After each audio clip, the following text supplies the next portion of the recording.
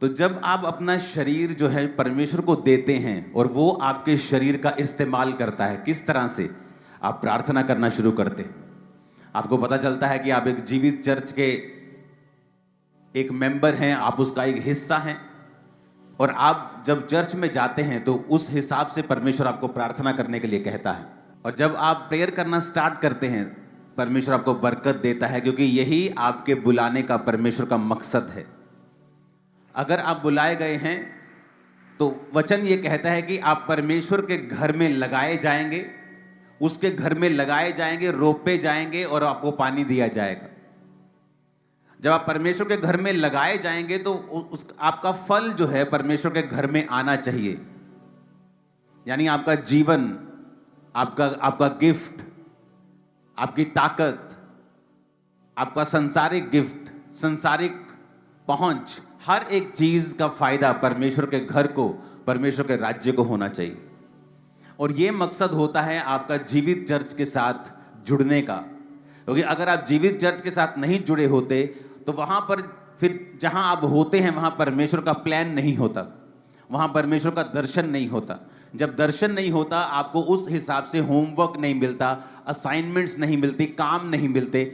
जब आप उस हिसाब से काम नहीं करते हैं तो आप क्रिश्चियन होते हुए भी वैसी बरकत, वैसी परमेश्वर के साथ निकटता को महसूस नहीं करते जैसी एक जीवित चर्च के साथ जुड़ा हुआ व्यक्ति करता है।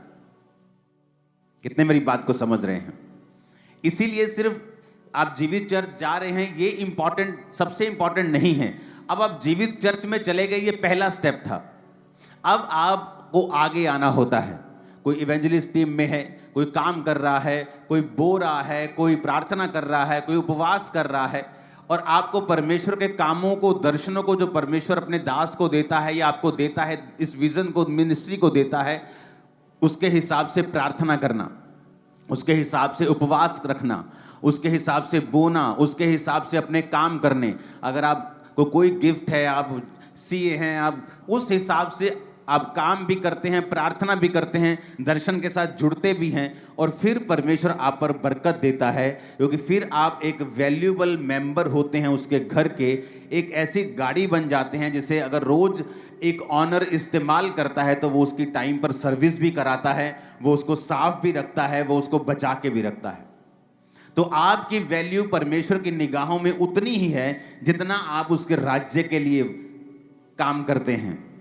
आप उसके राज्य के लिए जितने मूल्यवान हैं, परमेश्वर की निगाह में आपकी वैल्यू भी उतनी ही है। कितने मेरी बात को समझ रहे हैं? इसलिए आपने बहुत बार ये नोटिस किया होगा, जो लोग सेवकाई में होते हैं, इनडायरेक्ट जो ज्यादा सेवकाई में जुड़े होते हैं, आप देखना उनकी लाइफ में हीलिंग, उनकी लाइफ में डिलीवरेंस दूसरे लोगों के मुकाबले कहीं अधिक स्पीड से होती है, कहीं अधिक जल्दी से होती है। दूसरे लोगों के मुकाबले उनकी लाइफ में जो बरकत है वो कहीं अधिक तेजी से और ज्यादा होती है, क्योंकि वो परमेश्वर के राज्य के लिए मूल्यवान होते हैं। कितने मेरी बातों को समझ रहे हैं? अब शैतान जब आपको धोखा देता है, वो आपको धोखा देता है झूठ के द्वारा। क्योंकि जब उसने हवा को भी भरमाया तो उसने झूठ कहा कि अगर ये फल तू खा लेगी तो ये फल खाने से तेरी आंखें खुल जाएंगी और तू परमेश्वर के तुल्य हो जाएगी। जबकि हवा ये भूल गई कि वो तो पहले से ही परमेश्वर के तुल्य बनाई गई है, तो उसे सिर्फ अच्छा देखना है, क्योंकि परमेश्वर ने सब कुछ अच्छा बनाया, उसे बुराई क्यों देखनी है? बुरे या भले के लिए उसकी आंखें वो क्यों खोले? लेकिन शैतान ने, बाइबल कहती है, उसे भरमाया, हवा ने वो फल खाया और अपने पति को भी खाने को दिया और वो गिर गए, बाइबल कहती है। उसके बाद कर्स आए। इमेजिन करो, आपका हार्ट, आपकी किडनी कितने हजार साल चलने के लिए बनाई गई थी। आज जो 40-40 साल, 30-30 साल में लोगों को हार्ट अटैक आ रहे हैं, 50 साल में अपने आप को बूढ़ा मान रहे हैं लोग, लेकिन आपको ऐसे नहीं बनाया गया था। इमेजिन करो, आदम की उम्र अगर वो 930 साल उसकी उम्र रही होगी, तो गिरने के बाद 900 साल की उम्र है उसकी। देखो, जब वो गिर गया पाप में, इमेजिन करो अगर वो पाप में नहीं गिरता तो कितने हजार साल उसकी उम्र परमेश्वर ने बनाई होगी। शायद 5000 साल, 10,000 साल, मैं नहीं जानता कितनी, लेकिन इमेजिन करो अगर गिरे हुए की उम्र 900 साल थी तो जागे हुए की और जीवित की उम्र कितनी होती। इमेजिन करो आपका हार्ट, आपकी किडनी 900 साल, हजार साल तो कम से कम गिरे हुए व्यक्ति की बात कर रहा हूं। इमेजिन करो 2000, 2500, 3000 साल चलने के लिए आपके हार्ट को बनाया गया था। आज कोई बिल्डिंग देख लो, 200 साल नहीं निकलते किसी बिल्डिंग के। आप दुनिया का सबसे महंगा प्लेन भी आज ले लोगे 600 करोड़ 700 करोड़ का, 20 साल बाद वो भी पुराना लगने लग जाता है, सिर्फ 20 साल में। तो इमेजिन करो आप कितनी आपकी वर्थ है कि आप इतने सालों के हो जाते हैं और आपका हार्ट वैसे ही काम करता है, किडनीज वैसे ही काम करती हैं, सब चीजें वैसी ही काम करती हैं। कितना स्ट्रॉन्ग मैकेनिज्म है जो परमेश्वर ने बनाया। इसलिए बाइबल कहती है बुद्धि परमेश्वर से निकली है। दुनिया का सबसे बड़ा कंप्यूटर किसने बनाया? इसी बुद्धि ने, इसी इंसान ने बनाया। अगर वो मंगल पे भी जा रहा है तो किसकी वजह से? उसी बुद्धि की वजह से जो परमेश्वर ने दी है, उसी दिमाग की वजह से। तो इमेजिन करो परमेश्वर ने कितना शानदार आदम को बनाया था। लेकिन वचन कहता है आदम का बेटा हाबिल, आदम का बेटा कैन, दोनों एक दूसरे, जो हाबिल था वो उसकी भेंट ग्रहण हुई क्योंकि वो परमेश्वर के सामने धर्मी था। कैन की भेंट ग्रहण नहीं हुई क्योंकि वो करप्ट था। कैन ने हाबिल को मार दिया, मर्डर हो गया क्योंकि वो ब्लड का पाप जो था, जो आदम और हवा के कारण उनके वंश में गया, वो पापी ब्लड से ही थे और मर्डर किया और उसके बाद उसको वहां से भागना पड़ा। वचन कहता है कि इंसान पाप के बाद पाप करता गया और परमेश्वर ने एक दिन फैसला किया कि मैं अब मनुष्यों के साथ विवाद नहीं करता रहूंगा सदा, इसलिए मनुष्य की उम्र सिर्फ 120 साल की होगी। तब परमेश्वर ने नूह के बाद 120 साल की उम्र ठहराई और तब इंसान 120 साल जीने लगा।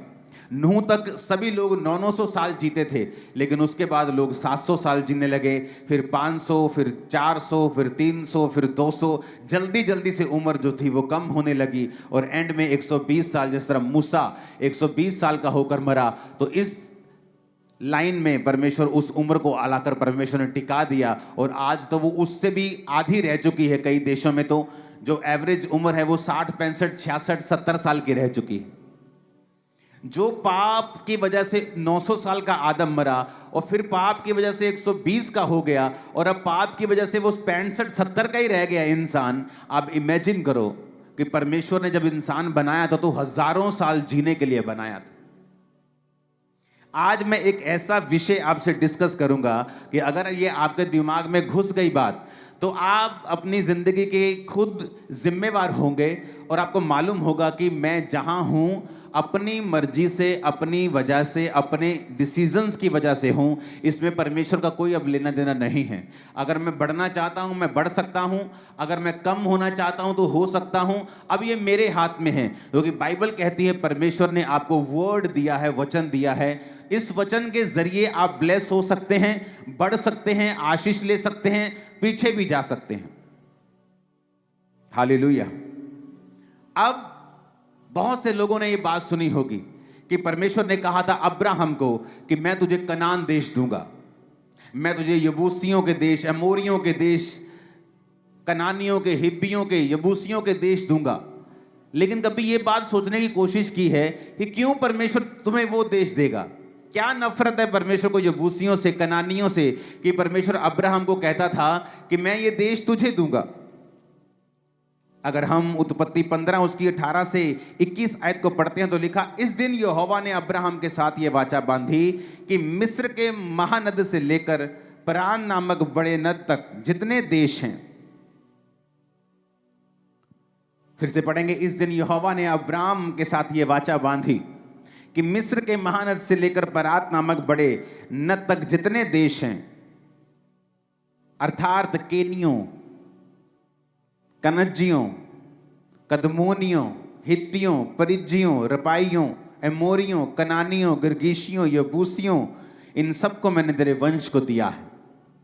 क्या नफरत थी परमेश्वर को इन देशों से कि परमेश्वर ये कहता था कि अब्राहम मैंने ये देश जो हैं ये तेरे वंश को दिए हैं। उसको पढ़ने के लिए हमें पीछे जाना पड़ेगा। वचन कहता है कि जब नूह, उसकी पत्नी, उसके 3 बेटे और उसकी 3 बेटे की वाइफ्स, 3 बहुएं, सिर्फ वही रह गई थी, बाकी सब लोग जल प्रलय में मर गए जब पाप पृथ्वी पर बढ़ गया था। और वचन कहता है 1 साल के तकरीबन वो नूह की जो किश्ती थी वो उस किश्ती के अंदर रहे। अमेरिका में उस नूह की किश्ती की एक नकल बनाई है पूरी तरह से, कितनी वो लंबी थी, कितनी ऊंची थी। अब मैं अमेरिका में जाऊंगा इस साल, तो मैं वहां पे जरूर जाने वाला हूं देखने के लिए। तो जब वो 1 साल उस किश्ती में रहे और किश्ती से जब बाहर आए तो सिर्फ 8 जन इस पृथ्वी के ऊपर थे। नूह था, उसकी वाइफ थी, 3 बेटे थे और उसकी 3 पत्नियां यानी बहुएं, टोटल 8 जन थे। और वचन कहता है कि नूह के एक बेटे ने नूह को नंगा देखा, क्योंकि नूह शराब पी के जब मदहोश हुआ तो उसको नंगा देखा। और जब 2 बाकी बेटों को उसने बताया कि पिता अंदर नंगा लेटा है, तो बाकी 2 जन अपनी पीठ फेर कर गए और नूह के नंगेपन को ना देखकर उसे लपेट दिया और नूह को ढक दिया। ये स्टोरी आपको मालूम है। उसके बाद परमेश्वर का श्राप उस बच्चे पे आया जिसने नंगा देखा था, वो था हाम। और नूह ने कहा, कनान जो था हाम का बेटा, ये भाई बंधुओं के दासों का दास हो। यानी परमेश्वर ने हाम के वंश को श्रापित कर दिया और नीचा कर दिया। अगर आप ध्यान से बाइबल पढ़ें तो जब याकूब अपने 12 बेटों को आशीष देने लगा तो उनके पास्ट में की गए सब कामों के हिसाब से परमेश्वर ने उनको आशीषित किया। याकूब कहता, रूबेन तू मेरा पहला फल है, तू पहलोठा है। पहलोठे को डबल प्रॉपर्टी मिलती थी। अगर 12-10 बच्चे हैं तो 11 हिस्से होते थे प्रॉपर्टी के। तो 2 हिस्से एक बच्चे को मिलते थे और बाकी एक हिस्सा एक को मिलता था। अगर 100 रुपया है, उसको 10 में 9 में बांटना है तो उसके 10 हिस्से कर देते थे।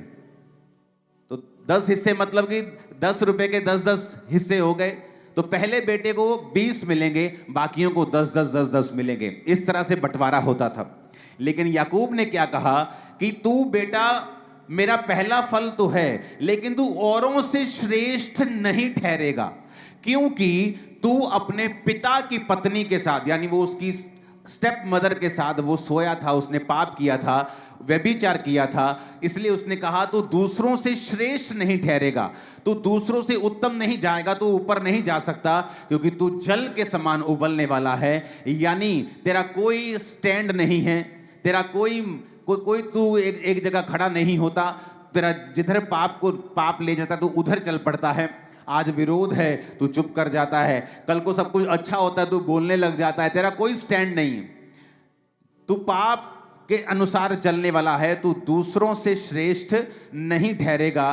तो वचन कहता है उसे परमेश्वर ने नीचा किया, क्योंकि वो अपने शरीर के अनुसार चला, आत्मा के अनुसार नहीं चला। अब यहां पर जब नूह ने श्रापित कर दिया, नूह ने कहा ये मेरे 3 बेटे हैं, एक का नाम क्या है यपेत, एक का नाम हाम और एक का नाम शेम। परमेश्वर ने कहा तुम दोनों, यपेत और शेम, तुम दोनों आशीषित होंगे। लेकिन जो ये जो हाम है ना, इसका जो वंश है ये तुम्हारे वंशों का दास होगा। मैं इसे नीचा करता हूं क्योंकि इसने अपने पिता को नंगा देखा, आंखों पर कंट्रोल नहीं किया, इसने पाप किया।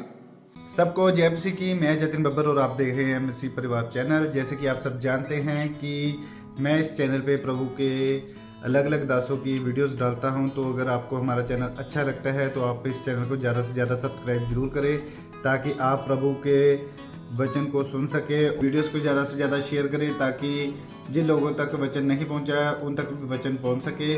सबको जय मसीह की। एक बार मैं आपसे दोबारा कहूँगा कि इस चैनल को सब्सक्राइब जरूर करें और वीडियोस को ज़्यादा से ज़्यादा शेयर करें। जय मसीह की।